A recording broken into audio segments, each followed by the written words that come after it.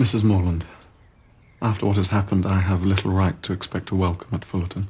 You had no part in what happened, Mr. Tilney. And Catherine is as you see her. No harm done. Any friends of our children are welcome here. Shall we agree to say no more about it?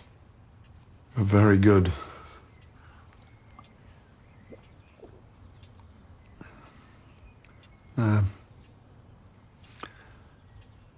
Are Mr. and Mrs. Allen now at Fullerton? They are, sir.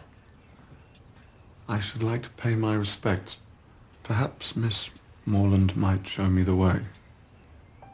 But you can see their house from the window. Hush, Lucy. I'm sure Catherine will be happy to show you Mr. Tilney. He thought I was rich. It was Thorpe who misled him at first. Thorpe who hoped to marry you himself. He thought you were Mr. Allen's heiress, and he exaggerated Mr. Allen's wealth to my father. You were only guilty of not being as rich as you were supposed to be. For that, he turned you out of the house. I thought you were so angry with me you told him what you knew, which would have justified any discourtesy. No. The discourtesy was all his. I've broken with my father, Catherine. I may never speak to him again. What did he say to you? Let me instead tell you what I said to him. I told him that I felt myself bound to you. By honour, by affection, and by a love so strong that nothing he could do could deter me from... From what?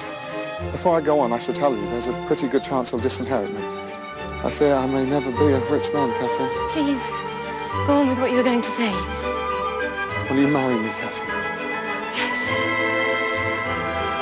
Yes, I will. Yes. To begin perfect happiness at the respective ages of 26 and 18 is to do pretty well. Catherine and Henry were married, and in due course the joys of wedding gave way to the blessings of a christening. The bells rang and everyone smiled. No one more so than Eleanor, whose beloved's unexpected accession to title and fortune finally allowed them to marry.